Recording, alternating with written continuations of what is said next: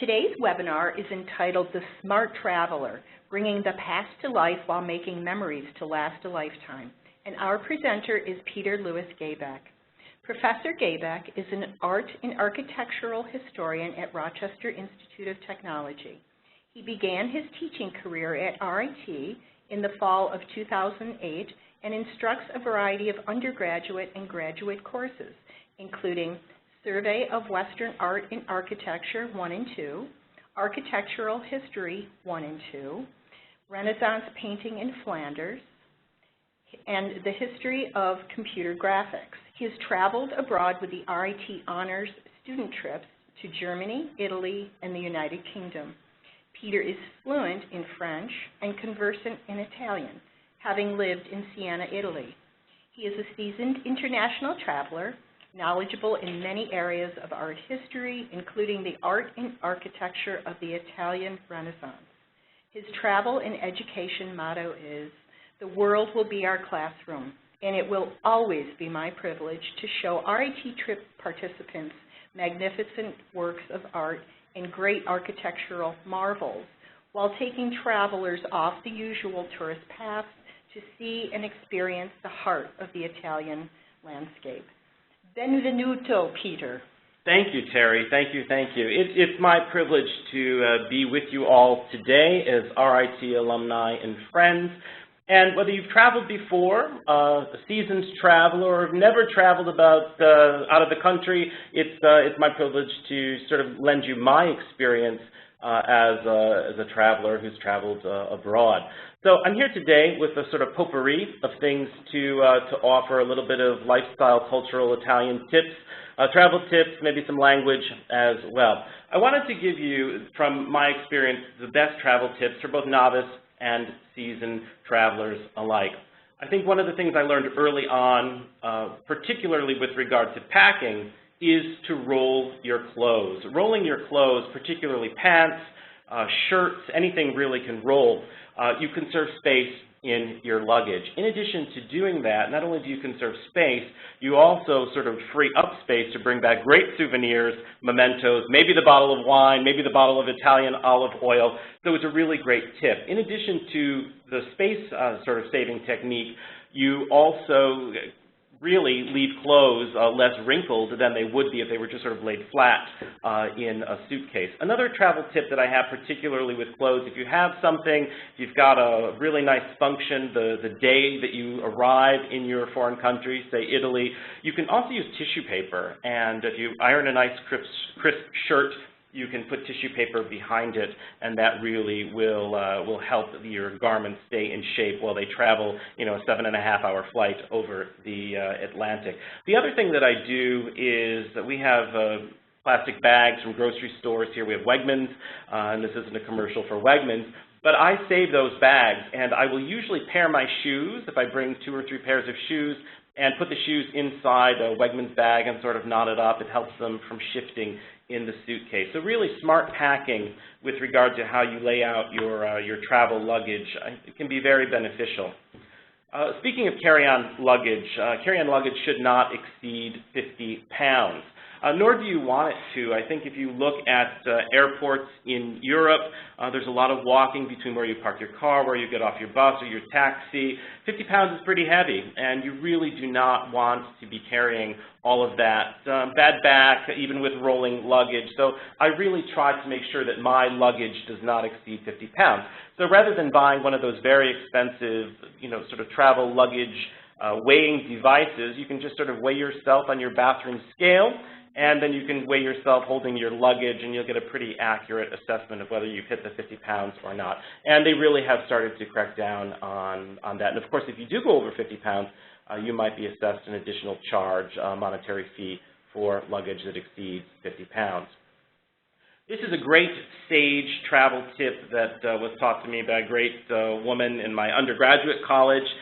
She said, bring old clothes, Peter, and one of the things that not clothes that you want to be seen in, but undergarments, brassieres, socks, those kinds of things, because if you're wearing them on the inside, nobody gets to see them, and the best thing is that you won't feel guilty about discarding them. And again, by discarding them after you've worn them, maybe once or twice or 3 times on your trip, you make more room in your suitcase for bringing back maybe new clothes that you bought in Florence or Naples, or again, more space for those bottles of wine and olive oil. If you are looking for an ATM, when I started traveling, to date myself, everybody was sort of getting on board with traveler's checks. You had to go get traveler's checks. Well, now pretty much with debit cards are accepted worldwide. Credit cards have always been accepted worldwide. So if you're looking for an ATM to get some quick cash, in Italy particularly, it's referred to as a bankomatico, or a shortened version of that would be bancomat, B-A-N-C-O-M-A-T.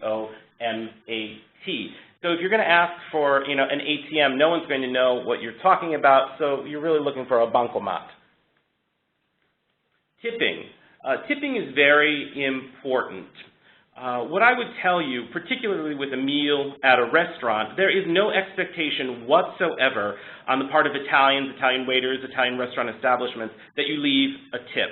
If you do leave a tip, they'll know instantly that you're American. It's a dead giveaway. And I do like to tip for exceptional service. So my motto is, if you have had exceptional service, leave €1 or €2 per person at the end of a meal, whether that's a lunch meal or a really nice dinner. Even if you're at a 5-star Michelin restaurant, there is no expectation that you leave a tip.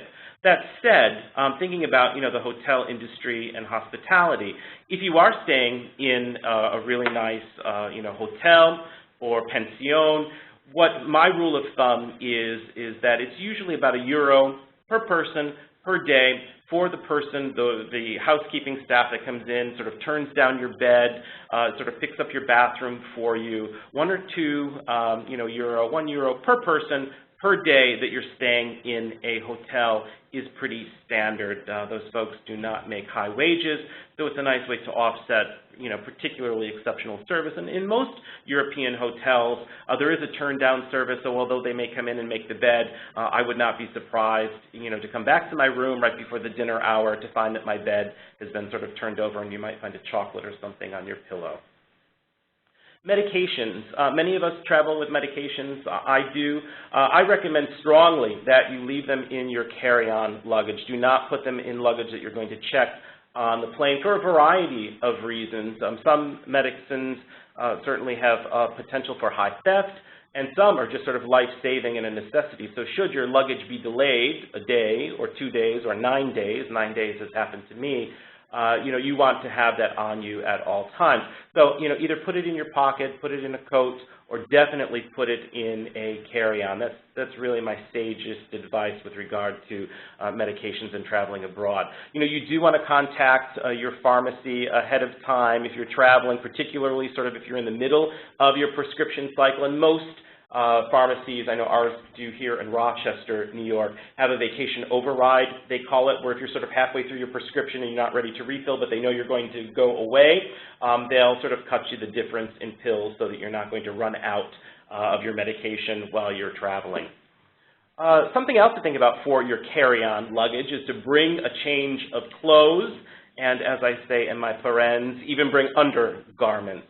It's happened to me. I was in London, and I think we were without luggage for about 9 days, halfway through the trip, so wearing the same thing day after day gets pretty interesting. So from that point on, I have always carried a change of clothes in my carry-on, at least a change of clothes, which would be a shirt, pants, socks, and definitely some undergarments too. When you're traveling, I make it sound like it's really adult camping and you're sort of roughing it. Sometimes it is, but sometimes you want to dress up, and sometimes you at least want one really nice, dressy outfit. And again, that same person that taught me to bring your old clothes said, Peter, you can recycle a really nice outfit, whether it's a really nice top, a jacket, a tie. No one's going to know that you've worn the same tie, 3 different days of your 14-day trip. So, bring one really nice outfit, one really nice pair of dress shoes, and recycle it, and you'll be fine. Again, I'm all about bringing things back, whether it's souvenirs, wine, olive oil. So the more space I have in my carry-on, the happier I am at the end of the trip. And lastly, with my sort of broad brush rules for seasoned and novice travelers, is follow the rules. Don't be the classic ugly American. I believe it's Graham Greene novel. And Americans tend to, just by nature, be loud, tend to be demanding, and, you know, sort of forget that maybe not everyone in that country that you're visiting speaks your language, although most do worldwide. So, you know, try to follow the rules, and it's a great transition into my next slide. So here is a selfie, I believe we call them today. It's a picture of me in the Sistine Chapel, sort of discreetly taking a picture. So I told you, don't, you know, be an ugly American. And I will tell you that photography is prohibited in the Sistine Chapel, but I did want a selfie of me and the ceiling painted by Michelangelo. And I think what we need to remember when we travel abroad is we always have the sort of tick list. You know, I want to go to the Vatican. I want to see the Sistine Chapel. I want to go to the Duomo in Florence.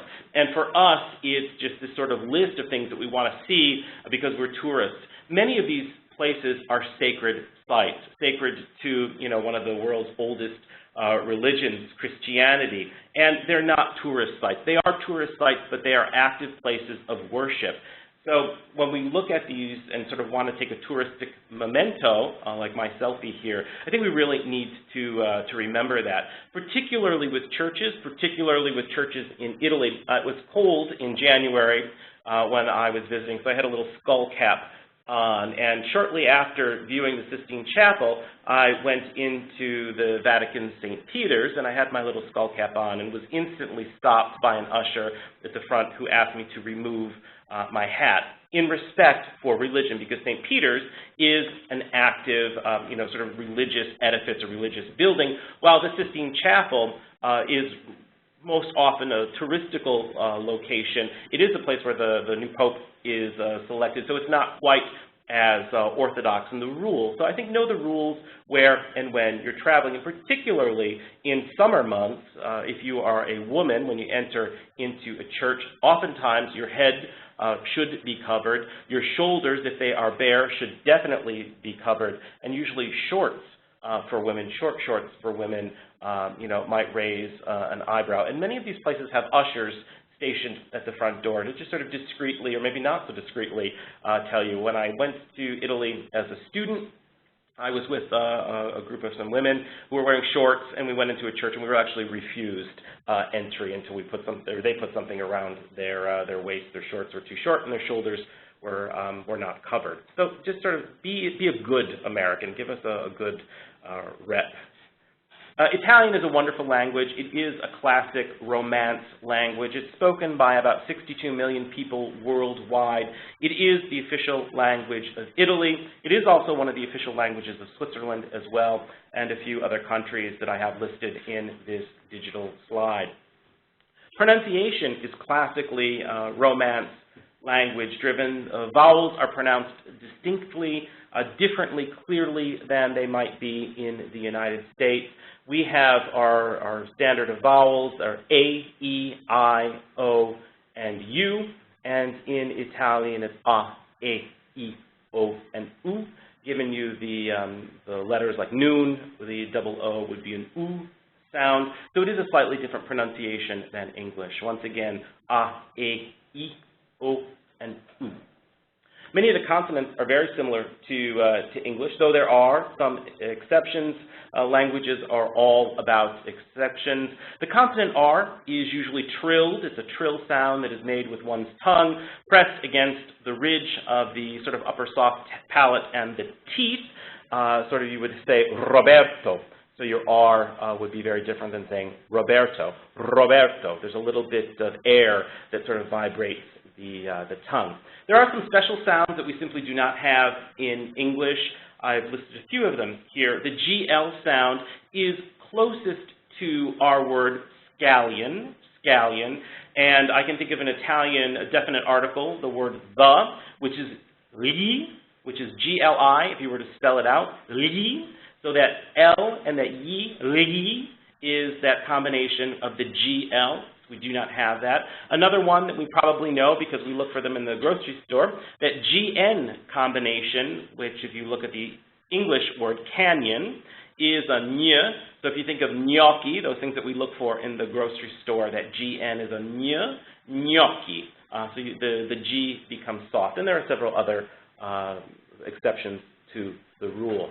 I want to give you some important language words and phrases, maybe to get you started, and why I advocate for these. I think it sort of levels the playing field. Rather than going into a store and instantly addressing someone with English language, you make assumptions. They may not speak English language, and that's something that I think we really need to just be respectful in the host country. Try a little bit, and I think if you try a little bit in Italian, they'll try a little bit in English, and you'll just sort of have a happier experience. So to say thank you, it's grazie. Now, grazie is very different than sort of the Sopranos version of Italian that we often hear on modern TV, where we say grazie. And I think if you want to be an American and just say grazie, that's fine too. But every vowel is addressed. So there is an I and an E at the end of grazie. So you want to make sure that you sort of subtly hit the I and the E rather than just simply saying grazie, which is fine too. But if you want to really sound like you know what you're doing, maybe the pasta sauce will taste better. If you want to say thank you very much, you can say tante grazie, or you can say grazie tante. So the tante can go either before or after. Tante grazie. You're welcome. Prego. And that will come in handy probably far more than we use it in the United States. I can think of a great example. So if you're on a bus and an elderly woman has stepped onto the bus and there are no seats, so you decide to get up and offer the woman your seat. She might say grazie, saying thank you to you, and you want to respond to her to acknowledge that she's acknowledged your kind act of generosity, so you would just simply say prego, you're welcome. That's just a little bit of niceness and politeness. Please, per favore. Per favore. Please goes before and after everything, every question in Italian. Please, may I have another cappuccino? Or may I have another cappuccino, please? Per favore, one of those sort of polite words that's great to add. Yes is sì, no is no. Excuse me, mi scusi. You can add per favore after that if you want to be even more polite. Mi scusi per favore. Excuse me, please. And then you can ask your question. Where is the Duomo? Where can I find the best cappuccino in all of Florence? I'm sorry. Mi dispiace. Mi dispiace. I'm sorry. May I interrupt you? I'm sorry. I'm lost. It's just sort of a nice qualifier. I don't understand. Non capisco. Non capisco. I'm sorry, I don't understand what you just said. Mi dispiace, non capisco. I don't speak Italian. Non parlo italiano. Non parlo italiano. I don't speak Italian very well. Non parlo molto bene italiano. Non parlo molto bene italiano. So you can sort of add a variety of things. You can say, I'm sorry, I don't speak Italian very well. I'm trying to find my way. All of those things are good. You can ask simply, do you speak English? Many people do speak English. Parla inglese. Parla inglese. You can also add per favore to that. Do you speak English, please? It just sort of elevates your request. Parla inglese per favore. How are you? Come va? Come va?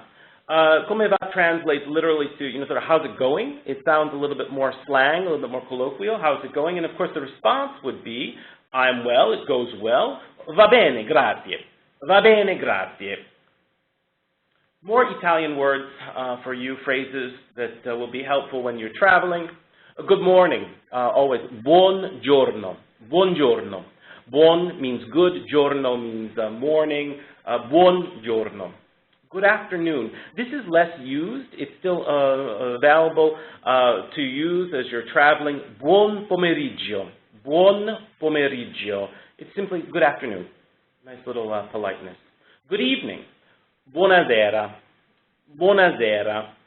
Buonasera is something that you would use to greet maybe as you're returning from your day trip to Florence. You go back to your hotel. You could greet the person at the front desk. Buonasera. Nice to do. Good night is buonanotte. Notte means night. Buona is a version of buon. It means good, so you're saying good night. Buonanotte should only be used when you are retiring. So if you're at a table and you're not going to see the waiter until the next morning, or maybe you'll never see the waiter again, you might want to say buonanotte. It sort of concludes and wraps up the day. So if you were going to see someone maybe 30 minutes later, you would never use a good night. Good night is only when your head will hit the pillow. A simple expression which I find invaluable when I am in Italy, how do you ask for a cappuccino? Cappuccino is the lifeblood of Italians and travelers. Vorrei un cappuccino per favore. Vorrei un cappuccino per favore. I would like a cappuccino, please. And that's a nice transition to my next slide, which is a slide of cappuccino. This is a photo I took in Florence. So enjoy your cappuccino. It is not like cappuccino in the United States, although we try to come close. And a funny thing is that when I travel, I love cappuccino. I could probably have 4, 5, or 6 a day. But Italians never take their cappuccino after 1 p.m. So if you're out in a restaurant and you ask for a cappuccino, they might give you a little hairy eyeball. So just be aware, but they'll know you're Americans. And the best place to find sort of cappuccino at off hours are hotel lobbies. So your hotel lobby, your bell captain would be probably more than happy to go to the bar and retrieve for you a cappuccino. One of the things that I love about Florence is the just sort of ability to eat great food, eat great food outside as a city in these sort of little outside cafes. Many restaurants also not only have an inside restaurant, but have an area sectioned off in front of them. Perseo is a wonderful cafe restaurant in Florence, or Firenze, as you can see from my napkin with my cappuccino ring pressed into it. They also have gelato, so you can just sort of sit in this great public square. And Perseo is named Perseo after Perseus, mythological hero Perseus. It's named as such because of the location. The restaurant really had wonderful cappuccino, wonderful desserts. So before I started to dig into my dessert, I remembered I should take a picture. So I'm a foodie. I love good food, and I decided to take pictures of my meal. I invite you to do that too. All of my photos are taken with sort of simple iPhone cameras, and just the tarts and the fruits and the pastries are some of the best. And this was a little fruit tart that I had at Perseo in Florence. And again, I started to eat, so it looks pretty good, and it's around the lunch hour, so I'm sorry I'm teasing you with great Italian food. I said that it was named because of its location. So we are now looking at a square in Florence called the Piazza delle Signoria, and it is this sort of square. The Café Perseo is sort of where you are seated in front of your screen, and it is so named Perseo because directly across from the square is this wonderful loggia, this sort of covered area with sculpture, and one of the sculptures is of Perseus. So that's why the cafe is so named Perseus. The other interesting thing to see in this same square is this building, which was sort of directly ahead. It is the Palazzo Vecchio. The Palazzo Vecchio is a late medieval sort of fortified palace or palazzo, and it also would be the equivalent of our sort of city hall, seat of government, important families, and such. But you can see that it looks quite heavily fortified, heavily rusticated, and looks very unwelcoming, as it should, and it has this sort of high tower that you see rising up off-center from the basic cube, of course, to see defense. So if you've got sort of neighboring, unhappy tribes coming your way to invade your city, you want to know that they're indeed coming. So that's the Palazzo Vecchio, which is in the piazza that we just looked at. So palazzo is palace, piazza is square. One of the interesting things about the Palazzo Vecchio is in front of it, and maybe I'll toggle back a couple slides, you can see, and I'll move my cursor here, there is this statue right here that is the David.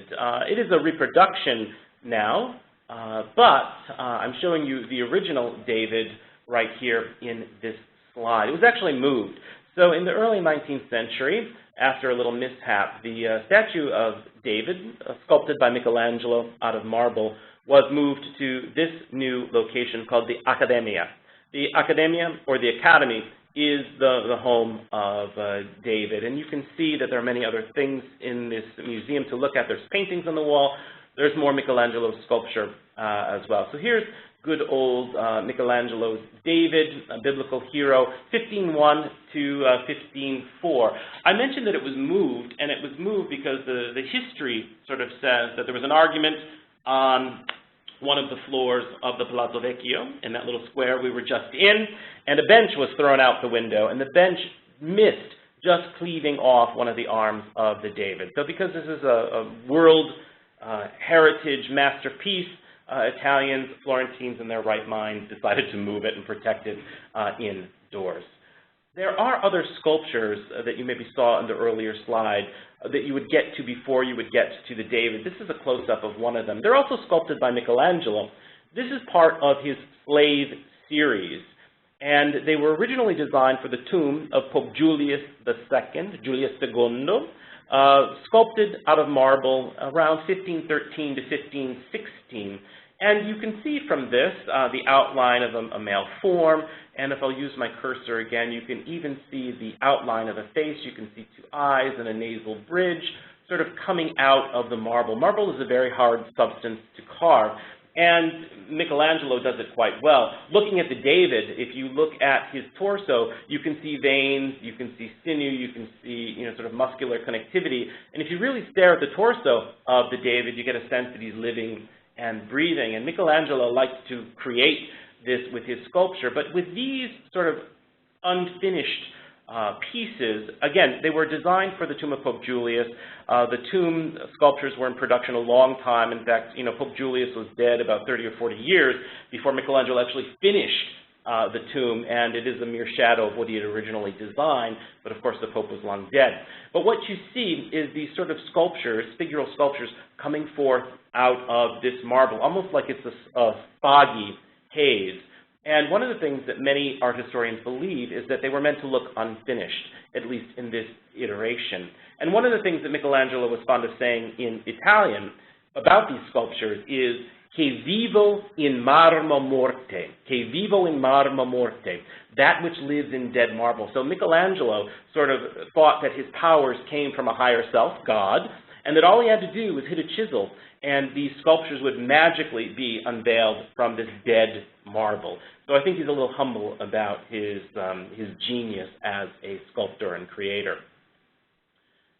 Genius, sculpture, I don't know. I love to sculpt gelato into cups and enjoy it. Gelato is probably one of the most favorite joys that I have next to cappuccino. So if you can have a cappuccino and a gelato seated in a square, you'll be fine. The gelato flavors are not like gelato that you get in the United States. I've had gelato that quite frankly comes close, but nothing hits the mark. I think it must be something with the dairy products and the way cows graze sort of organically in Italy. Different flavors, stracciatella, fragole, strawberry, raspberry. You might get tiramisu. You'll get some really wonderful flavors of gelato. And I double fist. I'm not ashamed to admit that. When I'm in Italy for a very short time. So I really like to enjoy gelato. And if you walk around, because that's what you do when you're in Italy, you'll burn off all of the calories. So I don't worry about gelato calories. They're non-existent. Florence really is a spectacular city to walk around, to visit, to see. We're looking at a digital slide, a photo that I took from a bell tower next to the Cathedral of Florence. It's affectionately referred to as the Duomo. The Duomo because of the great dome that you see pictured here. The dome is the largest dome, at least into the early Renaissance, that was created by man since the then known largest dome from antiquity. So the ancient Greeks and Romans were great engineers. Ancient Romans built the Pantheon in the city of Rome, and this dome now is the sort of second largest dome all the way from classical antiquity. So this is why it's called the Renaissance. It's a rebirth, a reawakening of classical ideals. Great architects, great painters, great sculptors like Michelangelo that we see. This was taken from the bell tower. The bell tower is located adjacent to the cathedral. In Italy, they are separate. They are referred to as the campanile or bell tower. You can actually climb the bell tower as a tourist. I did.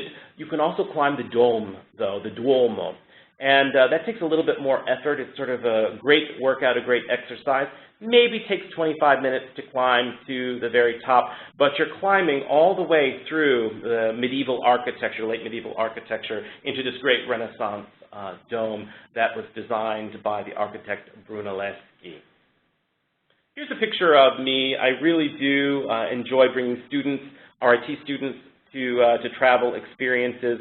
One of the things that we did when I went in January with the College of Imaging Arts and Sciences honors students, we got to go to a town that I lived in for a summer in 1990, Siena.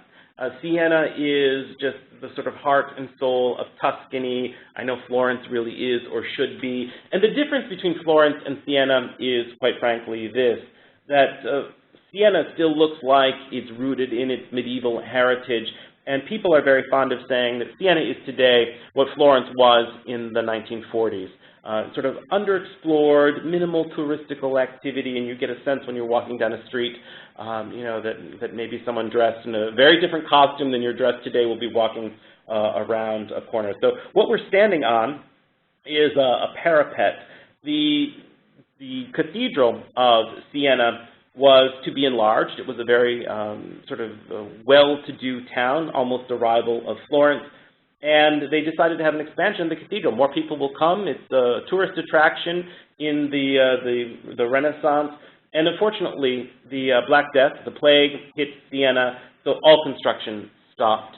Siena was hit quite hard by the plague, and the only thing that survived was a sort of exterior retaining wall of where the cathedral would have expanded to, which you can climb today, and you get this great sort of hillside view, Tuscan hillside view of the town of Siena. You'll also notice in the back there is a sort of large tower featured prominently. That is the Palazzo Publico. So we looked at the Palazzo Vecchio in Florence, and now we're looking at the Palazzo Publico, or the public palace, the city hall of Siena. High tower, so you can see, and you can see quite clearly from here. If you were stationed in the tower, you'd get a pretty good view if anybody was sort of coming over the hillside to maraud or invade your town. In Italy, you can eat your way through Italy. I promise you won't gain a pound, especially if you're walking around. This is just a window shot I took in Siena. And, you know, what I loved about it, there's these wonderful pastries. We were there in January, and they were sort of turned into these magical Christmas trees of biscotti and madeleines and sort of really great savory sweets. And it's fun to just window shop in Italy. And occasionally you need a break, so you'll need a cappuccino and go in and take your sweets for your dessert, or maybe a little sustenance to get you through another 2 or 3 hours of shopping and sightseeing. What I like to do is see the normal sites that you would go to at any town, whether it's the Sistine Chapel or the Duomo, but I also like to bring my travelers to places that you'd never sort of see, those things that are off the beaten path. Something that I found a few years ago is La Specola. La Specola Museum in Florence is a zoological museum, it's a natural history museum, it is even an anatomical museum. And it's old, too. It was founded in 1790. The name Specola refers to an observatory because there was also an astronomical observatory included in this. So if you're thinking about early science in the 1790s, it's pretty interesting. So can you find a zebra in Florence? You certainly can find a zebra in Florence, but you can find it at La Specola. It's stuffed. So in the late 18th century, you had people that were traveling to these exotic locations like Africa. They were shooting game to sort of bring the hide back, and then the pieces were sort of put back together in Italy, in Europe. So while the hides sort of tell the story of the shape and anatomy of the figure, I always think it's interesting to see the eyes, because the taxidermist sort of maybe had never seen a zebra and had just sort of been given this sort of pile of flesh. So they sometimes tend to have more humanoid expressions, and I think the eyes in this sort of primate here is really quite interesting as well. So these are from the 1790s. They're animals that you can still see today. The hides are a little bit sort of shop-worn because of age, but, you know, there's a wonderful collection from, you know, exotic animals from the sea to birds, like you can see here, all in La Specola. La Specola is located next to the Pitti Palace. So many people go to see the art and sculpture of the Pitti Palace, but right next door, you've got this great, quirky little museum. And it also has images like this. As I said, it is also an anatomical museum. In the sort of 1790s, if you were going to teach people anatomy, thinking about the heritage of great sort of scientific thinkers and artists like Leonardo and Michelangelo, you know, we want to explore the human body. Unfortunately, in Leonardo and Michelangelo's time, that was sort of forbidden. Dissection was forbidden. So what you would do is you would have these wax models wax replicas of human anatomy to show prospective medical students, future doctors, where things connected. So this is all made out of wax. It does have human hair, and every thread, every sinew is exposed that you can see on the interior of the neck area here. So things are made of wax. Threads are dipped in wax to create little, minute capillaries and things like that. It's a spectacular museum. Again, one of those off the beaten path kinds of places that I like to go. This is another nice transition. So no, this isn't another replica from the Anatomical Museum. This is one of the best pizzas that I had. And this is another travel tip. Be adventurous. Try things that you wouldn't try. Pizza doesn't necessarily look like pizza that you get from Little Caesars in the United States. All handcrafted, all artisanal, all wood-fired. This pizza is wonderful. It was referred to as the Quattro Stagioni, the 4 seasons. So in each quadrant of this pizza, there are things that would represent winter, spring, summer, and fall. There's some meat, there's some seafood. It's truly a feast for the eyes, and it's a great way to sort of experience Italy through the food and great wine. Desserts are equally impeccable. If you look at this slide, this digital slide, I was taken from my iPhone, taken by me, but yet it just sort of magically looks like maybe a food image from a cookbook or a travel TV show. Everything looks better in Italy. There's always these great little flower arrangements on the table. So someone had taken an orange, carved out the pulp, made a nice sort of creamy gelato or sorbet, and placed it back in the frozen shell. And the food is really spectacular in Italy. There's also a sense of style, too, as well. So here we see just a simple arrangement that was on a table in a restaurant that I was in, some artichokes sort of artistically placed, and then magically through the power, the alchemy of food and cooking, it's turned into this wonderful dish, carciofi, artichokes in Italian, sort of steamed, drizzled with olive oil and some spices. Again, one of the best artichokes. But you know it's all fresh because, as we saw in the previous slide, usually it's just sort of sitting on a counter to show this is what we're featuring today. I do want to let you guys know that in 2015, RIT will be taking alumni and friends to Florence and Vicenza. Vicenza is sort of outside of Venice, so it's a northern focus trip. We'll go to Florence, we'll also go to Venice and the area around as an architectural pilgrimage. So we'll be having great food, we'll be having great architecture, beautiful art. It is sponsored by Alumni Relations. The dates are May 31st through June 7th of 2015. I'll actually get to be in Italy on my birthday, which is June 5th. We're going to go see things like the 14th century Palazzo Davanzati, which is a sort of beautiful Renaissance villa. We'll also see Palladio's Villa Rotonda, which is the image that you see on this slide in the distance. It's a spectacular Renaissance country home designed by the great architect Palladio, Andrea Palladio. His designs are still, impacting builders and designers today. We're going to look at Romano's Palazzo Del Paine. The Palazzo Del Paine is interesting. It's a summer palace, summer retreat. It was renovated 3 times by Romano. Just sort of kept growing and growing and growing. Originally designed as a horse stable, horse breeding farm. It then morphed into this great grand country house.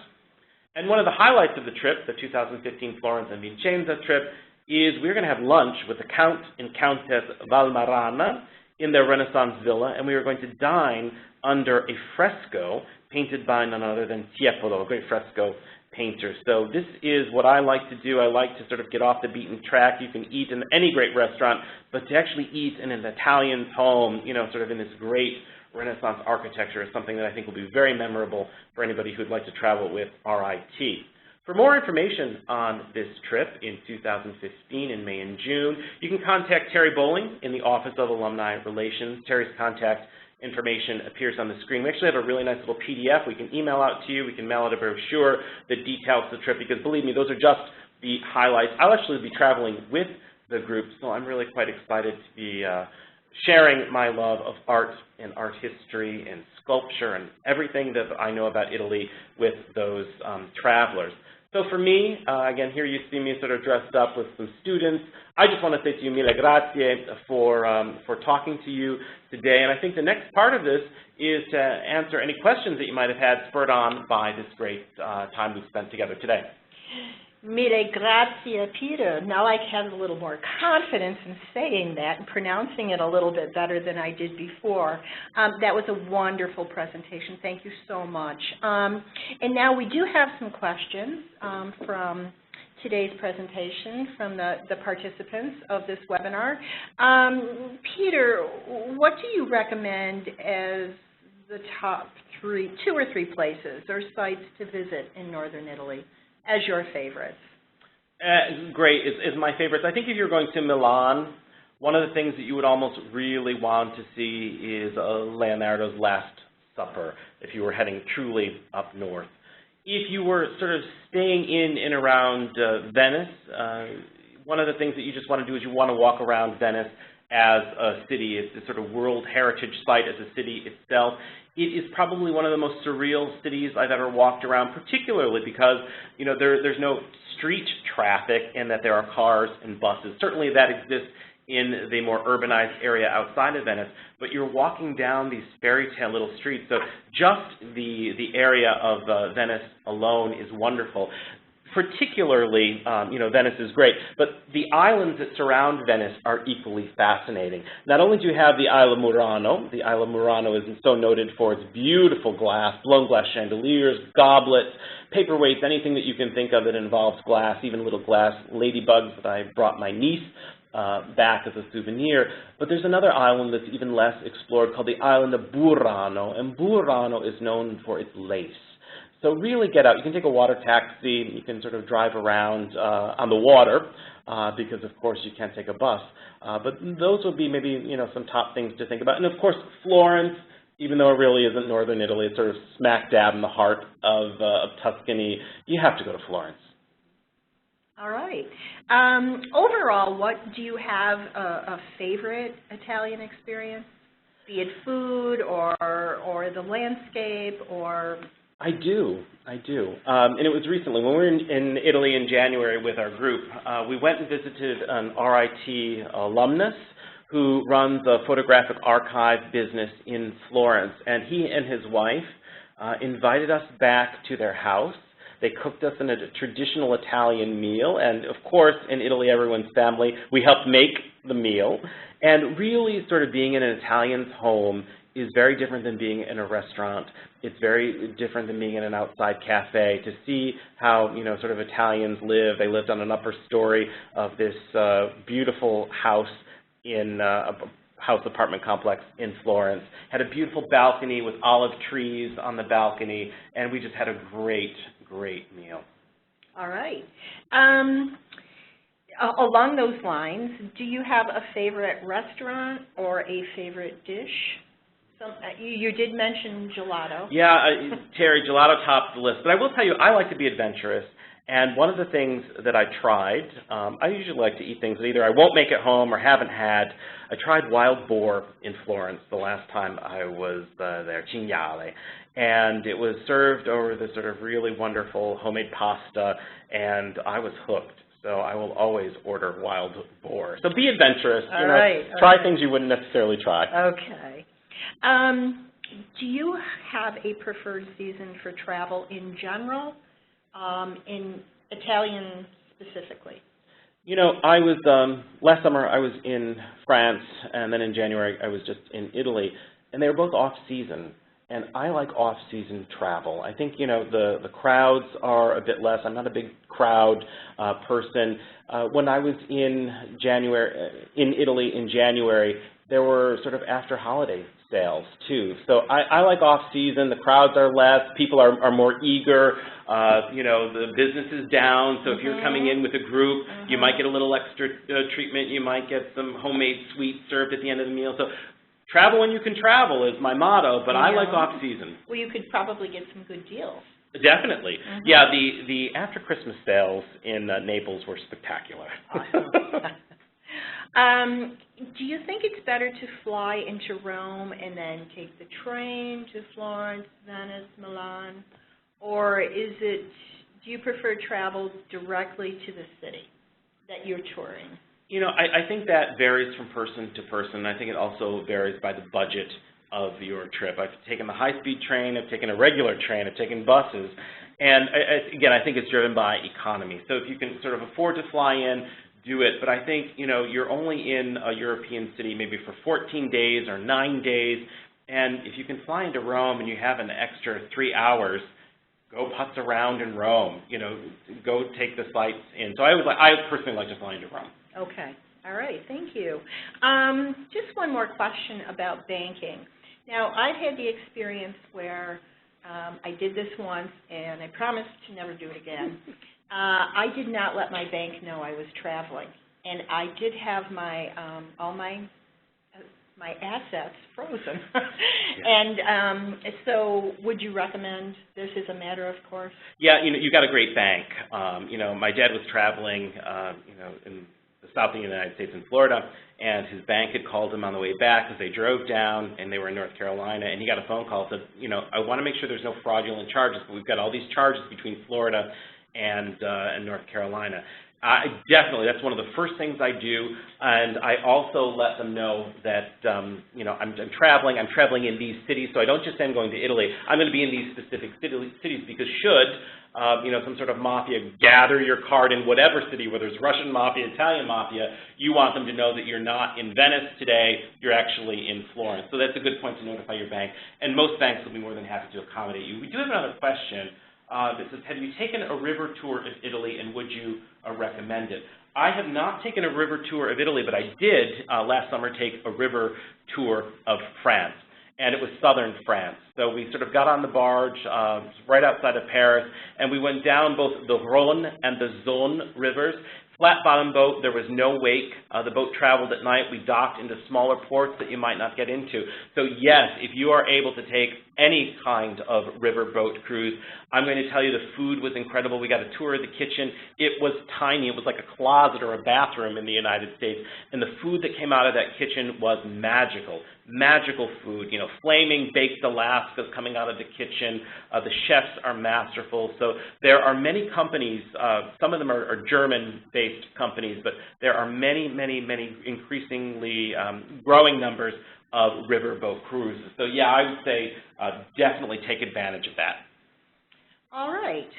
Thank you, Peter. That about wraps up our Q&A for the webinar. Peter has a couple of more slides, and then we will have, I will wrap things up to conclude our session today. I just want to sort of tell you that always wear your sunscreen. I tend to burn. I have very fair skin and dark hair and light eyes. So this is a picture of me really feeling the burn in Pompeii, and I took my my scarf and wrapped it around my head. So that's sort of my cheeky moment. But I do want to remind you all that next up on our agenda at RIT is the August 12th presentation at noon. The Vignelli Professor of Design, Roger Remington, will talk about Pierre Mendel. So please do tune in. You've been a great audience through the internet today. And wherever your travels take you, I really do wish you safe travels and eat well. Have that cappuccino and gelato and just enjoy Italy. Thank you, thank you, thank you. Thank you all. Additional questions can be mailed to ritalum@rit.edu or tweeted to @RIT_alumni with the hashtag #MeRITWebinars. And we will direct your questions to Peter.